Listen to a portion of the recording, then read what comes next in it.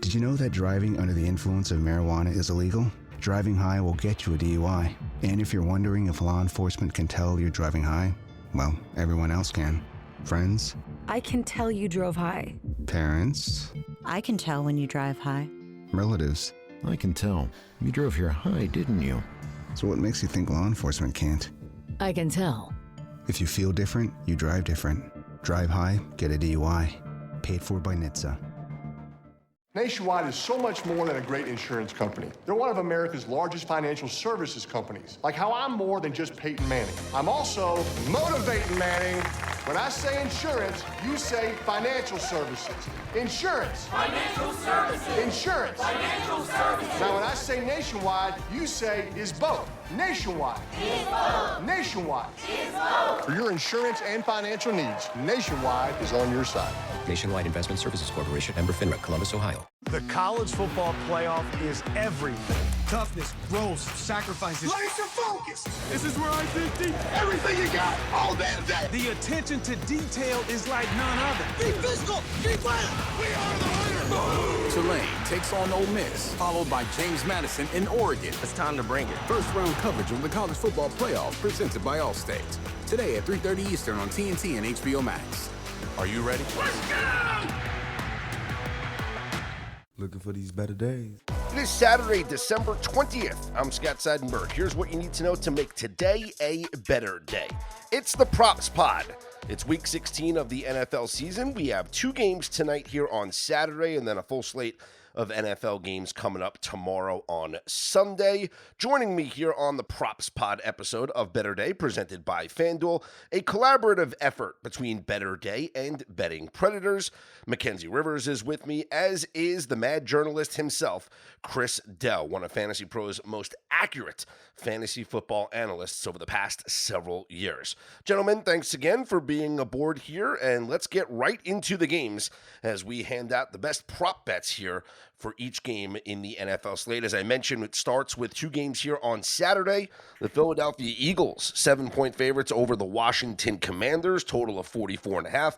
And the Packers at the Bears. Currently the Bears, 1.5-point favorites, total of 46.5. Let's start with that first game on Saturday. Mackenzie, you and I spoke earlier in the week. You just don't like backing Washington at home anyway, but you think this is a spot where Philadelphia rolls here against the Commanders. Yeah, I mean, if you look at just opportunities to kind of exercise their demons, you're not going to get a better one than the Commanders, who are dead last in a lot of defensive stats, especially the second half of the year. And I think it's a home field advantage for the Eagles, even more so than most Commanders games. As we talked about, only 2-hour trip. I think a lot of Philly fans will be in the building.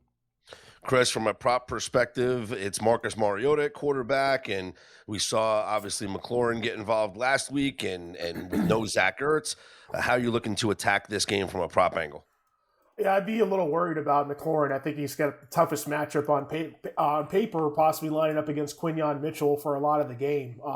Excuse me. So I would definitely be looking at under 55.5, even Debo under 43.5, going up in the slot. Talented defensive backs there for Philly. Excuse me. And then with Philly's offense, I mean, just looking at what they did last week against the Raiders defense, 31-0, they were able to kind of have their way, have that get-right spot. We saw long receptions from all of Dallas Goedert, Devonta Smith, and A.J. Brown, 32, 44, 27. I think this is going to be a very similar setup, and if anything, I think we might get some extra play volume because maybe, just maybe, Washington's offense will be able to just hang around a little bit more. So maybe it's 31-14, 31-17. And in that case, I think we could see even more offensive explosion from the Philadelphia Eagles. You see what they've done with Dallas Goedert the last 2 weeks. His target share has gone up a ton. I don't know if that's going to be sticky because in the months before, it was really kind of the polar opposite there. But I think Devonta Smith, A.J. Brown, Dallas Goedert could all be in for big games here. I think Saquon Barkley is in for a big game on the ground again. Looking at last week, 22 carries for 78 yards.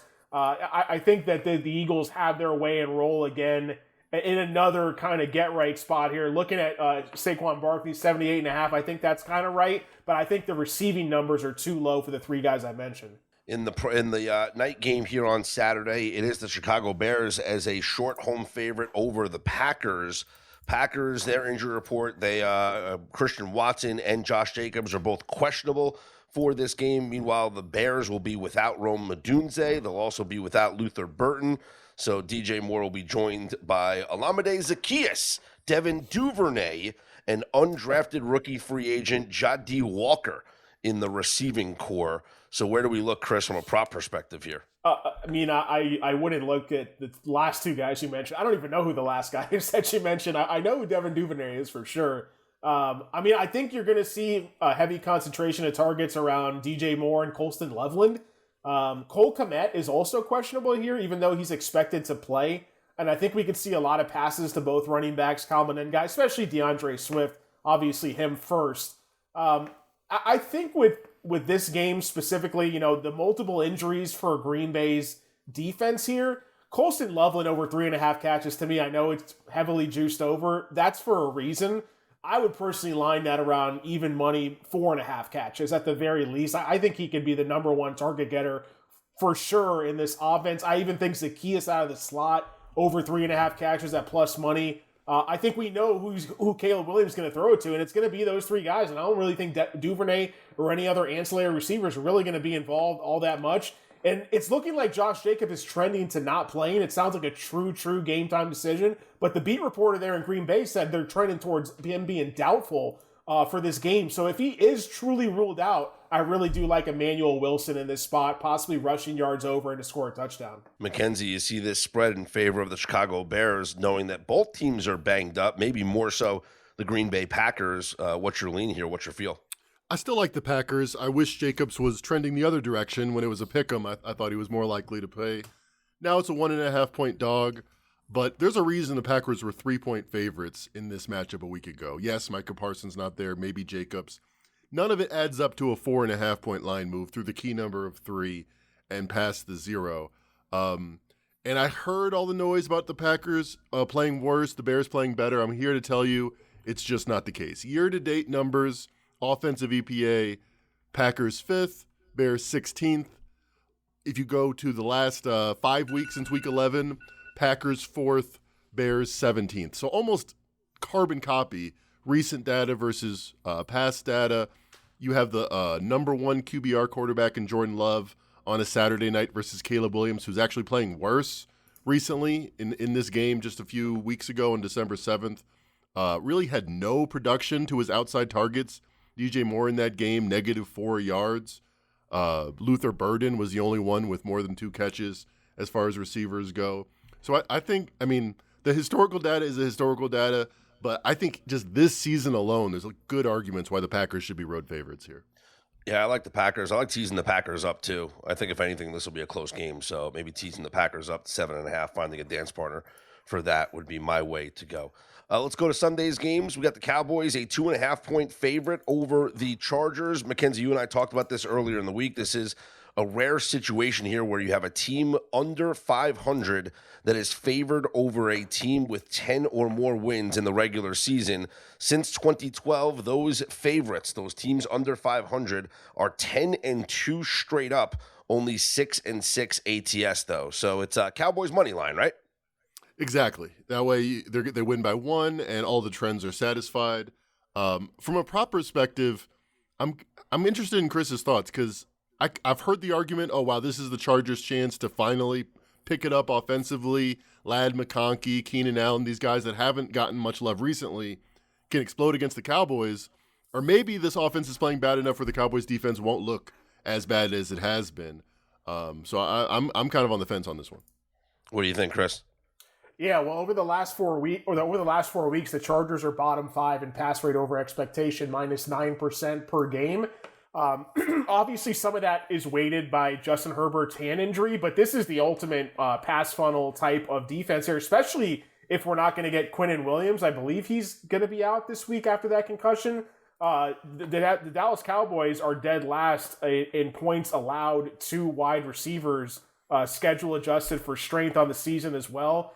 The only problem with the Chargers is, I don't know if they're going to want to take advantage that way. I think if there's no Quinnen Williams, then that kind of means you can run the Cowboys like you did earlier in the season before they traded for him. So, and with the Chargers, it's if you want to bet overs on their passing game, where are you going to go? Because there's so many mouths to feed. Ladd McConkey, Quentin Johnston's back in practice, Keenan Allen, Oronde Gadsden. You have 2 running backs playing, almost splitting the snaps there as well. I think I like CeeDee Lamb, honestly, on the other side over his receptions. The Chargers are a very tough pass defense, but they play a lot of zone coverage. They're one of the best in the leagues at eliminating outside deep threat type of receivers. So I think this is going to be a very tough game for George Pickens here again. Whereas I think a lot of it's going to go underneath the both CeeDee Lamb, Jake Ferguson, maybe even the running backs, Javonte Williams, etc. I think CeeDee Lamb over 5.5 catches is definitely an area I want to look here. And possibly, even though it looks tempting on paper to bet the overs for the Chargers passing games, I'm probably going to pass there. Okay. Let's move on to our next game. The Giants at home against the Minnesota Vikings. Vikings 2.5-point road favorites, total of 43.5. I just think we get points in this game, if I'm being honest. I feel like the way that I want to play this is to go with the over. Vikings will be without their left tackle, Christian Darrisaw. They'll be without defensive tackle, Javon Hargrave. I think that we've seen J.J. McCarthy play a lot better. I think that Mike Kafka is calling more plays, attacking the ball down the field. And I think we're just going to get points in this game, Mackenzie. Can I sell you on an over? You can. I think the J.J. McCarthy, if you look at his QBR PFF composite, he was outside of the top 20 every single week until he started playing the NFC East. And he was 6th against the Commanders, and he was 3rd against the Cowboys. And I think he keeps it rolling here. What do you think, Chris? Yeah, well, the Giants are actually dead last in the NFL in pass rate over expectation over the last 4 weeks, and that kind of correlates with Brian Daboll being ousted, Jackson Dart playing too wild. They've completely taken away his design rushing attempts, and they've really kind of put out a message to the franchise, it seems, where like, we don't want you scrambling as much as you are. We want to protect you as your future. Mike Kafka, who was installed as the OC/head coach, he's been calling a really conservative game plan, a lot more runs, a lot less passes. And when you look at this Vikings defense, man, they are tough. And if J.J. McCarthy can even play just mediocre football here, I really think it gives the Vikings defense a big chance. Like, I would even consider looking under the Giants on their team total in this game. The Vikings are the number one defense in terms of fantasy schedule adjusted points allowed to quarterbacks. They're also top 10 against running backs. They're top 10 against wide receivers, pretty much all across the board. It's a very tough matchup even for tight ends here. So I would honestly maybe look to Jackson Dart under his passing yards in this game. It's around 195.5. Maybe even looking at the pass/rushing yards too, because the design rushing attempts have been a lot limited lately. Yeah, but the scrambles are there still. And that's the one concern, is that if Brian Flores is going to blitz Jackson Dart, which we know that's what Brian Flores does, that Dart's going to take off and run. I mean, we saw that kind of last week, that he ran for, 60-something yards last week. I just think that in order to beat the blitz, maybe it's not so much throwing it against the blitz, it's Jackson Dart panicking to avoid a sack here. So see, I prefer the passing yards under, like I mentioned first, but yeah I hear you on that. Yeah, because sometimes we see these rookies that often bail out instead of staying, like, oh, blitz, let me stay in the pocket and check out of my read. Instead, we see the young quarterbacks go, panic time, and run away. So, that's why I think we could get some scrambles here from Jackson Dart in this game. Let's move on to the Bills. 10.5-point favorites over the Cleveland Browns. My goodness. And that's on the road. Total of 41.5 here. Looking at the injury report, it looks like, the Browns, no Dylan Sampson, so I guess Quinshon Judkins is not going to split that backfield with anybody this week. For the Bills, Chase Lunt, left tackle, is out. Jordan Phillips, defensive tackle, is out. I mean, that's about it. So, Mackenzie, do the Bills dominate here? I think the Bills do dominate here. I think they're picking up number one offense in the league, and I don't think they're going to slow down. I remember the Bills having to win every game to end the season a few seasons ago, and that's just what they did. This is Josh Allen time. From a prop perspective, usually when a road favorite or any favorite of 11 points wins and covers, you're thinking running backs under on the other side. Mm-hmm. Well, you mentioned Judkins is going to be the only starting running back, and if you look at his game-by-game numbers, even when getting blown out like he did against the 49ers, like he did against the Titans and Bears, I know his production wasn't there, but the carries were. And I think 60.5 is a little bit of a low number versus a Bills team that is third worst in the league in EPA per rush against. Myles Garrett minus 192 to record a sack. Does he get the record here against Josh Allen? Come on, guys. Does he get it? Yes or no? He needs one. He needs one for the record. He needs one. Yep. Yeah, he gets Does he get it? He gets He's it. at home. I mean, yeah. He needs one to tie, I guess, right? So he needs 1.5. He'll get it. Well, they're essentially selling out their entire defense just to get him sacks. It's kind of pathetic, actually. They should just have like a written agreement. We'll give you 35 points. Let's just get 2 sacks right at the beginning. Everybody's happy. 1.5 sacks to break the record. Okay, so 1.5 sacks. I mean, does Josh Allen pull a Brett Favre? Like, does he roll out of the pocket? Does he roll out and let these two guys? Didn't they come into the league in the same time? Right? Like, were they in the same draft class? Because I feel Myles Garrett was a year before. Josh Allen was 2018. Okay. Garrett 17. Okay. All right. Yeah, I just feel like I don't know. That's one that I might want to bet here is that Myles Garrett to get that record here. Congrats on your sack record. Congrats on your new daughter. Their run defense has gone completely in the tanks with them trying to get him these sacks. And I don't know if it's going to happen this week because the Bills are bottom 10 in pass rate as well, minus 5.7% over the last month. And when you look at the games, I believe I tallied this up right. There's 5 games where the Bills have won by 12 points or more this season. And in those games, Josh Allen has had 19, 23, 25, 22 pass attempts. The only game where he had more than 25 is 30 against the Bucs, but the Bucs are by design a pass funnel type of defense, and that game was a little bit closer earlier on. The Bucs can push back a little more. I don't know with the cluster injuries that the Browns had, that really worries me here a lot. And I don't think Josh Allen. I think Josh Allen underpassed them is going to be one of my biggest bets on the weekend. Nice. Just looking at the slate right now, so that's kind of how I'm looking at it, and that would temper my expectations a little bit on the sacks for Garrett. Yeah, and it's going to be windy, maybe some snow. So yeah, maybe Josh Allen pass attempts under to avoid giving up that record. Let's talk about the Jets at the Saints. Saints minus 5.5, total of 40.5. And Chris, Tyler Shuck's been running the football lately. Any props that we look for Tyler Shuck in this game? Yeah, I mean, Shuck's been playing very well. He's kind of giving himself a chance to be their franchise quarterback next season. I would certainly look at his passing yards over. The Jets secondary has been really beat up over the last month.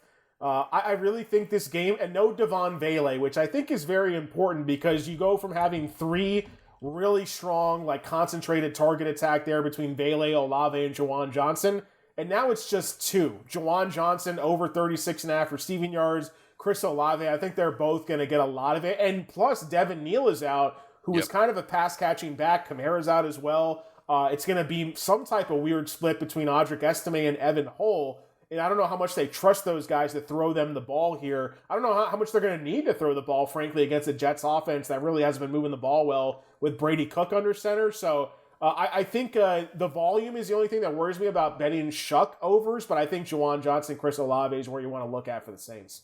Last 4 games for Tyler Shuck, 7 carries, 6 carries, 7 carries, and 8 carries. Once we see an attempts prop for Tyler Shuck rushing props, that's one that I want to go over, Mackenzie. I like that trend. I was looking at Breece Hall under in this one, under 60.5. The 2 times Brady Cook has been the quarterback, they've kind of seen what he has had. Only 30 yards per game for Breece Hall in those games. Yeah, that makes a lot of sense. Drinking and driving is a decision that will change your whole world. Things will never be the same once you get a DUI, because legal fees and time in court are just the beginning. Getting into a crash is another way your world could be irreversibly changed after drinking and driving. Your vehicle may not be the only thing that gets damaged in that crash. You could face a life-altering injury or even death. But you're not the only one who could face those consequences. Your decision to drink and drive could permanently change someone else's world, whether you injure them or leave their loved ones grieving. The next time you're out drinking, call a rideshare, a taxi, a sober friend, or a designated sober driver. Always plan for a safe ride home. The only decision that'll change your world for the better is the decision to call for a sober ride. It's never worth it to drive drunk. Don't risk it.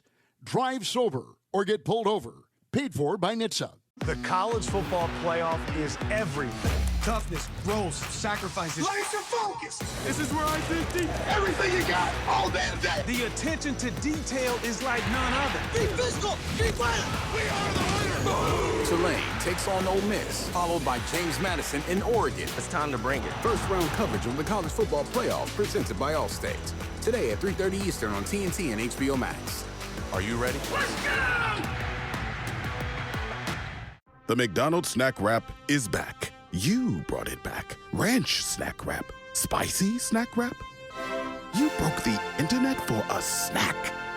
Snack Wrap is back. Ba-da-ba-ba-ba.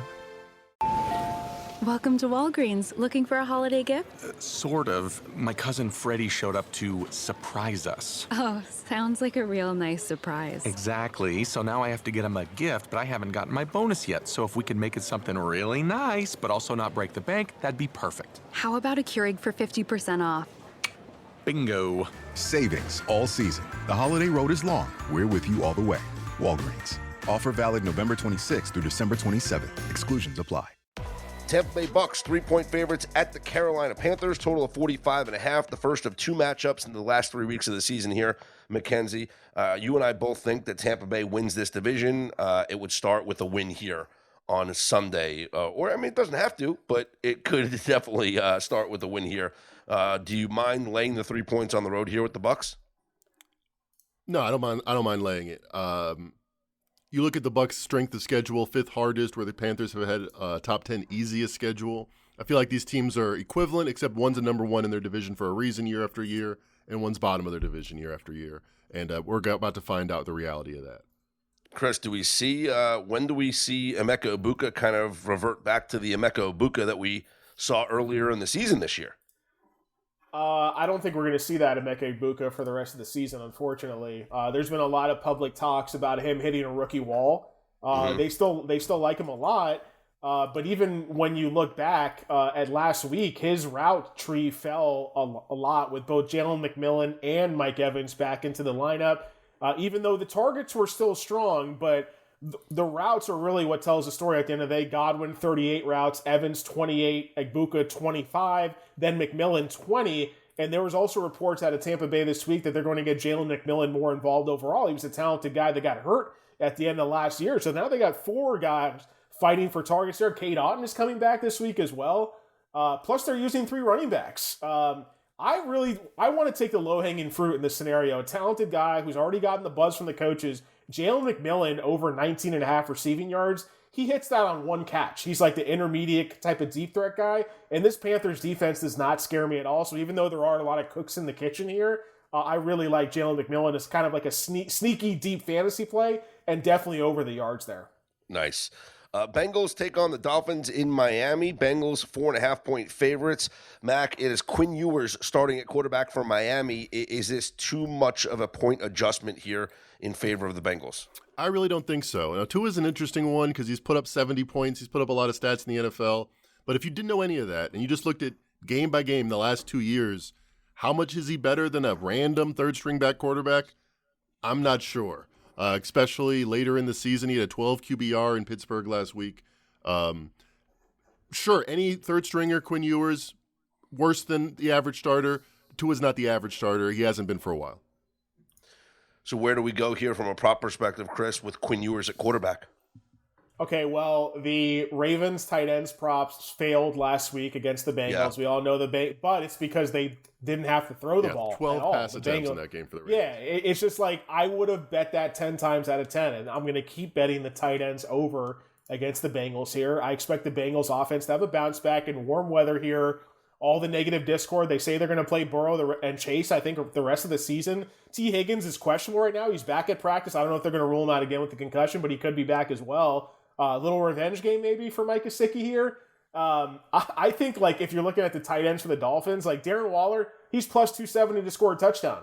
Greg Dulcich, who's running the same amount of routes as Waller in two tight end sets, he's plus 650 to score a touchdown. How about Julian Hill, who actually ran a decent amount of routes last week? 10 routes, 2 targets, 25 yards. How about 11-1 to score a touchdown? I'm going to be betting probably all those guys over here. Maybe even throw a little bit on the touchdown props. All right. Chiefs 3-point favorites at the Titans. No Patrick Mahomes. It's the Gardner Minshew show. Travis Kelce says he's playing the rest of the season, so I guess we can expect some things here from the Kansas City offense. Maybe. But Mackenzie, is this just like the dream crusher scenario we talk about all the time? I think so. Rashee Rice officially out, so maybe they're going to keep Kelce in for some, end of career catch numbers. But I lean towards the Titans here. I think Patrick Mahomes to Gardner Minshew is a huge move, but I think that's just as big as having a Super Bowl on your mind to let's get done with this season. Where do you want to bet the props here, Chris? I have no idea. These both teams are so bad, man. And there's so many different guys that are running routes and competing for targets. This is gonna be a tough one, man. I don't know if I might just pass this game overall. I think looking at overs, I like the rookie tight end for Tennessee who's really picked it up the last couple weeks, Gunnar Helm. Both him and Chigakonkwo at 26.5 and 24.5. We've seen Kansas City's, I believe it's Thornhill, or I can't remember his last name, but McDuffie, he's ruled out again this week. I think that makes a decent difference here. I expect that the Titans need to kind of have some good vibes going into 2026. Cam Ward needs to have more success throwing the ball through the air. Gunnar Helm could be the tight end of the future. I think I might look at some low-hanging fruit on those guys to go over their receiving props, because that's really low. Cam Ward's top target is 27.5, Shamir DK. He essentially has 4 guys lined between 25 and 28. You can easily see those 4 guys go over, and it's only 100 yards. So that's kind of where I'm looking right now. Broncos 3.5-point favorites at home over the Jacksonville Jaguars. Mackenzie, I think you and I are both in agreement. At 3, we like the Broncos. So shop around and see if you can get the best of the number, correct? Yeah, it has everything to do with Bo Nix's recent performance. Last 4 weeks, he's averaging nearly 70% completions, 29 attempts per game. Even though they're favored here, I think the way to attack the Jaguars is through the air. So I'm going to be looking at pass completions. Bo Nix looks like you can get over 24.5 right now. What do you think about that, Chris? Yeah, I mean, I think it's a lot harder to run on the Jaguars than it is to pass against them. So I like the pass rate continuing to be high for the Denver Broncos. They're number 2, only behind Jacoby Brissett and the Arizona Cardinals over the last month in PROE. The Rams are right there. They're the only 3 teams in the NFL that are plus 5% pass rate over expectation on a per-game basis the last month. So I kind of like Bo Nix looking at his over-passing yards, maybe even over-passing attempts here. We're getting guys back in this game. We're getting Parker Washington back for the Jaguars. We're getting Pat Bryant back for the Broncos here. So I think things are going to be very spread out. But with Pat Surtain likely taking away the outside threat, which I think is going to be Brian Thomas, I think we could see a lot of Jacoby Myers, Brenton Strange, even Travis Etienne in the passing game. So those are some guys we're going to be looking at here for the Jaguars. Jacoby Myers got that new contract. He's happy for sure. That's him. Yeah. Falcons 2.5-point road favorites at the Cardinals, total of 48.5. I like the over in this spot. I think Jacoby Brissett throws all over the field, and Raheem Morris's defense just hasn't looked like the Raheem Morris defense that we thought it was going to be earlier in the season, Mackenzie.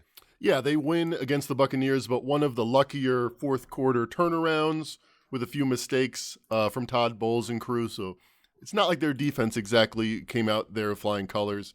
And Jacoby Brissett, I'm sure the PROE numbers are off the charts because they're essentially just not running the ball since he's been the starter. So Fez was actually talking about a same-game parlay that you guys might be interested. If the Falcons win, we're thinking the Cardinals are in that negative game script they've been in. You can get over 36.5 pass attempts with the Falcons' money line at plus 160. I don't hate it. I mean, we know Jacoby Brissett, just all they do is throw the football. I mean, especially if they're down, which they have been and which they will be. Yep. Yeah, I mean, I think the Cardinals can win this game. I mean, they're at home against a really bad Falcons team, too. So, I mean, I love Brissett. I love Cousins. Brissett over the yards, keep betting it. I mean, it's 255.5. He started 9 games this year. The lowest passing yards he's had in a game is 249, and that was last week against the Texans. So in a dome against the Falcons in a possible shootout here, give me Brissett over the 255.5 passing yards. I prefer that over the attempts because against a really bad Falcons secondary, he could be a lot more efficient, might not need the 40 attempts, or he could do this in like 30 to 35 attempts. So I kind of like both Cousins and Brissett over their passing yards, especially with Drake London now coming back for this game for the Falcons here. Lions 6.5-point home favorites over the Pittsburgh Steelers, total of 51.5.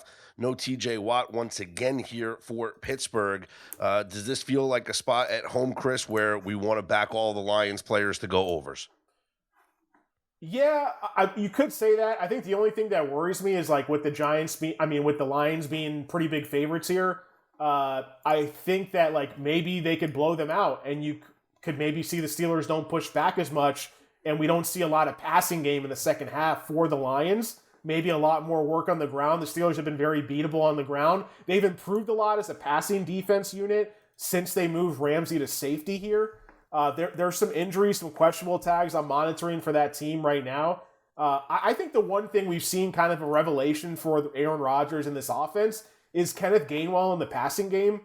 He's not only getting a ton of targets every game, he's getting first downs, he's breaking off long runs. He looks a lot better than Jaylen Warren right now. Aaron Rodgers is talking him up every chance he can get. I would maybe even look to Kenneth Gainwell over 27.5 receiving yards because I think the Steelers might be trailing for most, if not all, of this game here, and that might be the easiest check down for Rodgers as he had, especially in a dome on a fast track where we could get some bigger plays here. All right, Mackenzie, the odds aren't as good as they should be, okay? Because like, you're getting robbed on this. Oh, okay. But you can't bet the Jahmyr Gibbs to score 3 touchdowns is 10-1 odds. Now, since the calendar, no price is, well, let me read this to you. Since the calendar flipped to November, Jahmyr Gibbs is on a very weird pattern. Okay, starting on November 2nd, he had, you ready for this? 3 touchdowns, 0 touchdowns in the game. Oh, I see. The next week, 3. He scored 3 touchdowns. The next week, 0 touchdowns. The next week after that, 3 touchdowns. The next week after that, 0 touchdowns. The next week after that, 3 touchdowns. And then last week, 0 touchdowns. So the pattern continues this week. He will score 3 touchdowns. I mean, what do I have to add? The data is the data. The Illuminati is real. We're living in a simulation. Right? It's all, yeah. Why is there an eye on the dollar? This is unbelievable trend here. All right, let's move on to the Texans. 14.5-point home favorites over the Raiders. Total of 37.5. Mackenzie, this is the low total, high spread.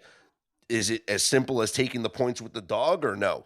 The reason why it's been working, it has been working in the modern era, low total, high spread, is because no one wants to do it, and I don't want to do it. There's too many points.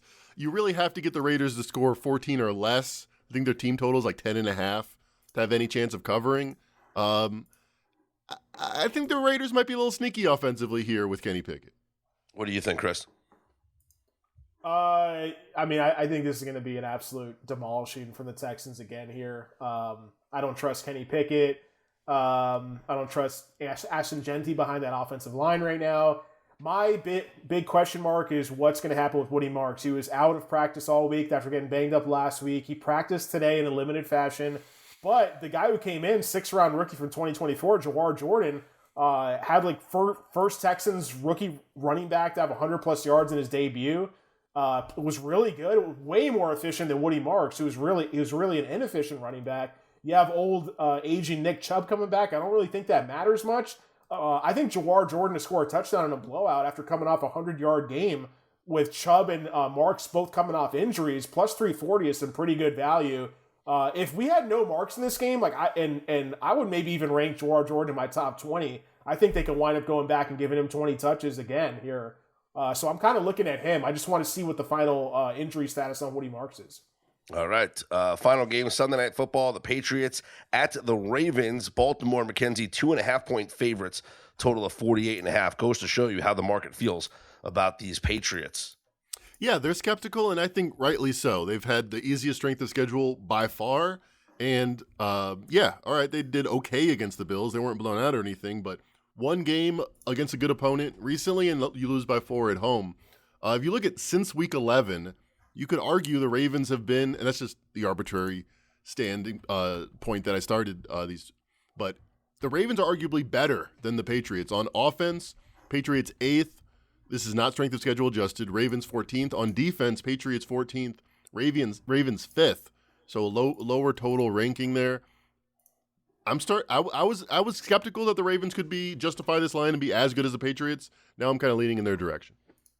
All right, Chris, where are you going from a prop angle in this game? It's a tough one because this is going to be a competitive game here. Two teams with playoff aspirations. Obviously, the Patriots in a much better spot, but Patriots allow the 5th most slot points per game to opposing pass catchers here. And when you look at the route data from last week and mostly for the season, Mark Andrews leads the team in routes out of the slot. I kind of like looking at him in a possible back and forth at 30.5, especially after the tight ends weren't involved, as we mentioned, much against the Bengals last week. So I kind of like looking at Mark Andrews in this spot. Again, two teams that like to spread it around a ton here. It's one of those games where I kind of don't really like to play too many props, but he's one guy I might look at. All right. That'll wrap things up for this props pod for NFL Week 16. We'll talk about Monday Night Football on our Monday pod up on Better Day, but you can certainly head to Chris's website, bettingpredators.com. You can follow Chris on Twitter at Mad Journalist, 2 Ds in Mad. Mackenzie Rivers is at Mac and Rivers. Me, Scott Seidenberg, I'm at Scott's On Air. Head to betterday.com and find out how you can elevate your betting game with all the tools and analysis at your disposal up on betterday.com as well. For Chris, Mackenzie, I'm Scott. Good luck with all your bets and your props here for Week 16 of the NFL.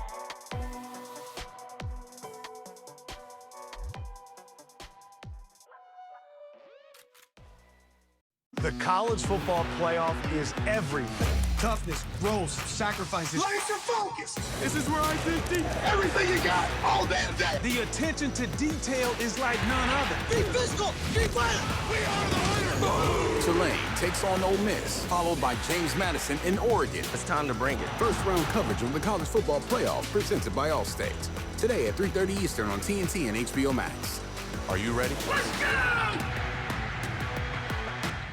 The McDonald's Snack Wrap is back. You brought it back. Ranch Snack Wrap. Spicy Snack Wrap. You broke the internet for a snack. Snack Wrap is back. Ba-da-ba-ba-ba. Happy holidays. Want to give your host a gift? Consider subscribing, rating, and reviewing the show this holiday season. It really helps the show grow. From all of us at Believe, have a Merry Christmas, everyone, and a happy holiday. If you like the show, please take a moment to rate, review, and subscribe. It really does help the show to grow. Thank you for listening.